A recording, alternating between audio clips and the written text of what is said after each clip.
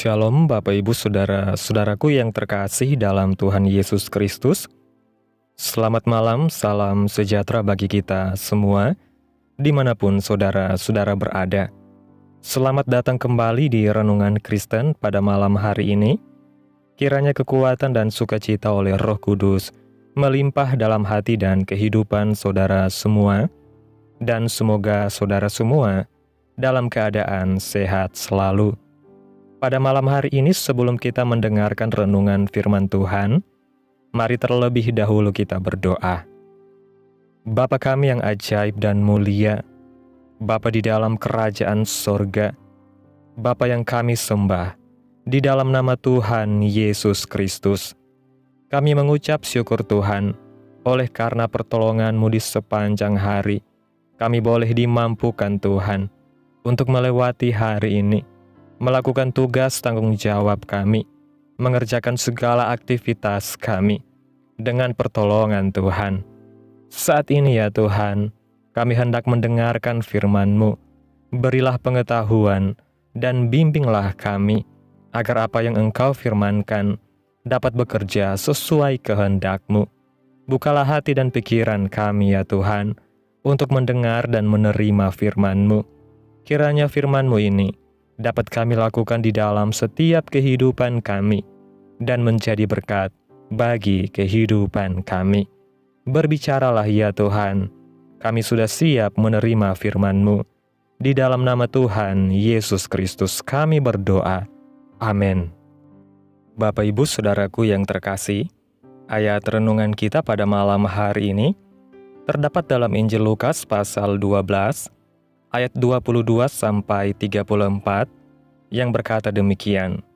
Yesus berkata kepada murid-muridnya, "Karena itu aku berkata kepadamu, janganlah khawatir akan hidupmu, akan apa yang hendak kamu makan, dan janganlah khawatir pula akan tubuhmu, akan apa yang hendak kamu pakai.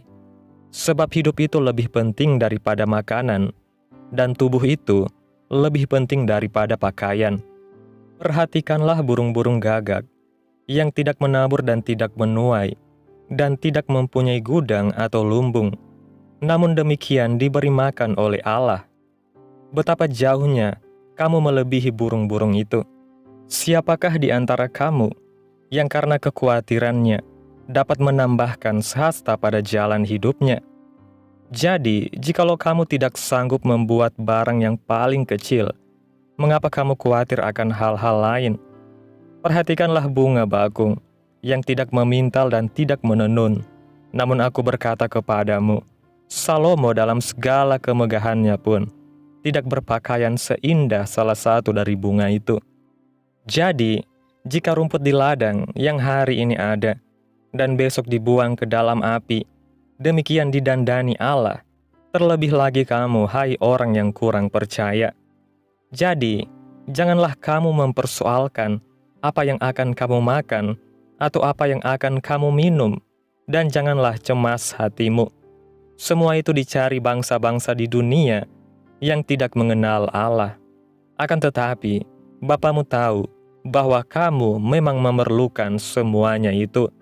Tetapi carilah kerajaannya, maka semuanya itu akan ditambahkan juga kepadamu. Janganlah takut, hai kamu kawanan kecil, karena Bapamu telah berkenan memberikan kamu kerajaan itu. Jualah segala milikmu, dan berikanlah sedekah. Buatlah bagimu pundi-pundi yang tidak dapat menjadi tua, suatu harta di sorga yang tidak akan habis, yang tidak dapat didekati pencuri, dan yang tidak dirusakkan ngengat. Karena di mana hartamu berada, di situ juga hatimu berada." Bapak Ibu Saudaraku yang terkasih, apakah khawatir, cemas, atau takut itu salah? Apakah orang yang khawatir, cemas, dan takut itu kurang beriman? Tokoh-tokoh besar dalam Alkitab juga diliputi perasaan khawatir, cemas, dan takut. Beberapa contohnya, Yakub, Elia, Yeremia, dan bahkan Yesus sendiri pun pernah merasakannya. Rasa takut ataupun khawatir adalah hal yang wajar. Dengan hal ini, kita mempunyai kepedulian, sayang, cinta, dan kasih kepada orang lain. Hal ini juga diberikan Tuhan sebagai rem dalam hidup kita. Kita direm untuk tidak berbuat dosa. Misalnya, orang yang melakukan korupsi selalu ada perasaan was-was, takut dan khawatir dalam dirinya. Sadarlah bahwa pada saat itu kita sedang direm untuk tidak melakukannya. Rasa takut dan khawatir merupakan lampu merah supaya kita tidak meneruskan sesuatu yang salah. Kalau rasa khawatir, cemas, dan takut itu baik dan manusiawi, mengapa Tuhan mengatakan supaya kita tidak khawatir dalam hidup kita? Firman Tuhan ini berbicara mengenai dua hal. Pertama, khawatir yang pada tempatnya itu baik. Tetapi khawatir ketika sebenarnya tidak perlu khawatir, itulah yang salah.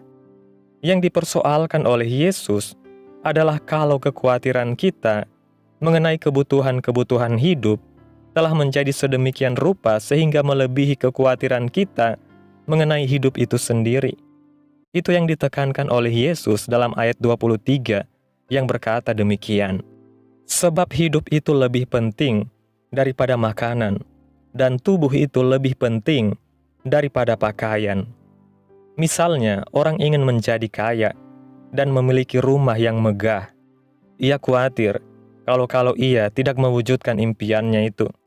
Demi impiannya itu, ia menempuh segala cara, asalkan berhasil. Ia tidak pedulikan lagi kehidupannya dalam iman. Ia merendahkan martabat hidupnya sendiri. Inilah yang dilarang oleh Yesus. Yang kedua, khawatir itu wajar. Tapi, jangan kekhawatiran itu menguasai seluruh hidup kita. Dalam ayat 25 mengatakan, siapakah di antara kamu yang karena kekhawatirannya dapat menambahkan sehasta pada jalan hidupnya? Hidup yang dikuasai oleh kekhawatiran tidak akan menolong, malah merugikan kita, dan mungkin mengurangi umur. Ayat 30 berkata, Bapamu tahu bahwa kamu memang memerlukan semuanya itu.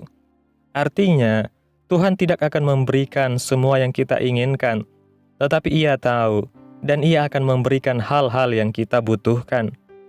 Orang yang hidupnya hanya dikuasai oleh kekhawatiran adalah orang yang hidupnya tidak dikuasai oleh Tuhan. Ia hanya berpegang pada kekhawatirannya, tidak lagi berpegang kepada Tuhan. Banyak orang yang begitu panik menghadapi persoalan di dalam hidupnya, lalu tidak peduli lagi kepada Tuhan. Ia berpaling pada kuasa-kuasa lain, termasuk kuasa kegelapan. Yesus berkata, semua ini dicari bangsa-bangsa yang tidak mengenal Allah. Tetapi kepada kita yang mengenal Allah, Yesus berkata, carilah dahulu kerajaan Allah dan kebenarannya, maka semuanya itu akan ditambahkan kepadamu. Mungkin kita bertanya, apakah ada jaminan atas kata-kata Yesus ini? Ini adalah soal iman. Iman itu bukan sekedar percaya, tapi yang paling penting adalah bagaimana kita mempercayakan diri kepada Tuhan. Ketika kita bersedia mempercayakan diri sepenuhnya kepada Tuhan, maka kuasa Tuhan juga bekerja dengan sepenuhnya dalam hidup kita. Seringkali kita tidak merasakan kuasa Tuhan itu, karena kita tidak memberi kesempatan yang sepenuhnya kepada Tuhan untuk menyatakan kuasa-Nya. Dalam ayatnya yang ke-32, Yesus berkata, janganlah takut, hai kamu kawanan kecil, karena Bapamu telah berkenan memberikan kamu kerajaan itu. Kita memang kecil, namun kita punya Allah yang besar, bahkan maha besar. Khawatir boleh, tapi jangan biarkan itu menguasai kehidupan kita. Perkataan-perkataan ayat firman Tuhan ini disampaikan oleh Yesus untuk mempersiapkan murid-muridnya menjalani kehidupan iman mereka dalam dunia. Ia mempersiapkan mereka, sebab jika tiba saatnya Ia meninggalkan mereka, mereka telah dikuatkan. Bapak Ibu Saudaraku yang terkasih, kesimpulan renungan pada malam hari ini, Tuhan Yesus mengajarkan bahwa rasa khawatir adalah hal yang wajar, tetapi kita tidak boleh membiarkannya menguasai hidup kita. Khawatir yang berlebihan tentang kebutuhan duniawi dapat membuat kita kehilangan fokus pada hal yang lebih penting, yaitu kehidupan itu sendiri dan hubungan kita dengan Tuhan. Yesus mengingatkan bahwa kekhawatiran tidak menambah umur atau menyelesaikan masalah kita, justru bisa membuat kita kehilangan damai sejahtera. Sebaliknya, Tuhan ingin kita mempercayakan hidup kita kepada-Nya, karena Dia tahu apa yang kita butuhkan, dan Dia akan mencukupkan segala sesuatu bagi kita. Kita dipanggil untuk mencari kerajaan Allah lebih dulu, karena ketika kita hidup dalam kebenaran-Nya, Dia akan menambahkan segala sesuatu yang diperlukan. Sebagaimana burung di udara dan bunga di ladang yang tetap dipelihara oleh Tuhan, demikian juga kita yang jauh lebih berharga di mata Tuhan. Kita memang kecil, tetapi kita memiliki Allah yang maha besar, yang selalu menyertai kita. Janganlah khawatir, karena Bapa di sorga telah menyediakan yang terbaik bagi anak-anak-Nya. Amin. Tuhan Yesus memberkati. Demikianlah renungan firman Tuhan pada malam hari ini. Biarlah menjadi berkat bagi saudara semua yang sudah mendengarkan. Dan untuk menutup renungan pada malam hari ini, mari kita berdoa. Bapa kami di dalam kerajaan sorga, Bapa di dalam nama Tuhan Yesus Kristus, kami bersyukur atas pertolongan-Mu, penyertaan-Mu, juga atas kasih dan berkat-Mu dalam kehidupan kami. Kami berbahagia dan bersyukur atas kebaikan Tuhan dalam hidup kami. Terima kasih Tuhan, buat penyertaan-Mu di sepanjang hari yang telah kami lewati. Hingga pada malam hari ini, kami boleh bersyukur lagi di hadapan Tuhan, melalui doa dan renungan pada malam hari ini. Terima kasih Tuhan Yesus buat firman-Mu. Kami bersyukur untuk firman-Mu malam ini, yang mengingatkan kami untuk tidak dikuasai oleh kekhawatiran. Terima kasih, karena Engkau adalah Allah yang setia, yang tahu segala kebutuhan kami, dan yang selalu mencukupkan hidup kami. Terima kasih buat firman-Mu hari ini Tuhan. Mampukan kami untuk dapat melakukan firman-Mu sesuai dengan kehendak-Mu. Biarlah perkataan-Mu menyegarkan jiwa kami, menghidupkan hati yang lemah dan lesu, dan membangkitkan harapan dan kasih. Berkati umat-Mu yang sudah mendengarkan firman-Mu hari ini. Berkati di setiap saat, tempat, dan kondisi hidup mereka, agar senantiasa selalu merindukan dan membutuhkan firman-Mu sebagai pelita kebenaran yang memerdekakan dan penghiburan yang menguatkan. Ajarilah kami bahasa firman-Mu, dan bimbinglah kami untuk selalu hidup sesuai kehendak-Mu, agar kami selalu dekat kepada-Mu. Kiranya Engkau terus memberkati kehidupan kami, keluarga kami, sanak saudara kami, daerah tempat tinggal kami, bangsa dan negara kami, pemerintah-pemerintah kami. Biarlah semuanya dalam perlindungan-Mu ya Tuhan, dan jadilah sesuai kehendak-Mu yang terbaik dalam kehidupan kami. Hamba berdoa ya Tuhan, buat umat-umat-Mu yang sudah mendengarkan firman-Mu hari ini, yang saat ini sedang mengalami sakit penyakit, pergumulan masalah, kebutuhan ekonomi. Kiranya Tuhan jamah kehidupan umat-umat-Mu, sembuhkan sakit penyakit mereka, pulihkan keadaan mereka, berkati perekonomian umat-umat-Mu, serta berikan jalan keluar dalam setiap pergumulan masalah yang umat-umat-Mu sedang hadapi. Dan ajar kami Tuhan, untuk selalu berharap dan percaya sepenuhnya hanya kepada Tuhan Yesus. Pada malam hari ini ya Tuhan, kami akan beristirahat dalam tidur kami.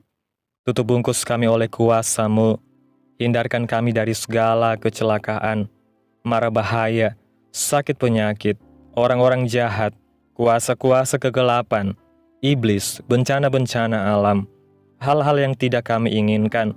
Tuhan singkirkan, Tuhan jauhkan, Tuhan hancurkan, hanya di dalam nama Yesus. Kiranya Engkau sertai dan lindungi kami di sepanjang malam ini, sehingga kami boleh bangun besok pagi dengan tubuh yang sehat, kuat, serta diberkati Tuhan. Terima kasih ya Tuhan Yesus. Inilah yang menjadi doa kami. Mari sama-sama kita berdoa. Bapa kami. Bapa kami yang di sorga, dikuduskanlah nama-Mu, datanglah kerajaan-Mu, jadilah kehendak-Mu di bumi seperti di sorga. Berikanlah kami pada hari ini makanan kami yang secukupnya, dan ampunilah kami akan kesalahan kami, seperti kami juga mengampuni orang yang bersalah kepada kami.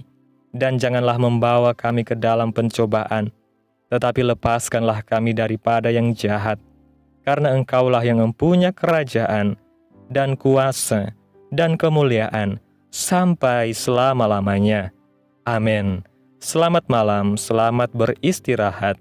Tuhan Yesus memberkati. Amin.